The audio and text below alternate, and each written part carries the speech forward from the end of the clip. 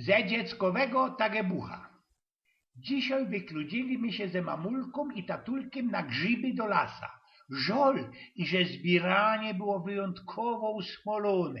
Podaremnie przeczosanie lasa prawucko wyłoszczyło szpas, ale mojego tatulka, co szło usłyszeć we takich godce. I co, smarkaty, pyta się mnie tatulek, znodześ coś?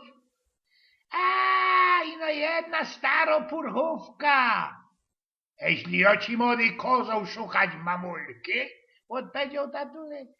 Mamulka ino pod nosem zamrącała, smokrzyła czoło, ale nic. Podeptali my dalsi. Po jakimś igłokamżyku tatulek ucieszony, bo endlich znod jednego grzyba.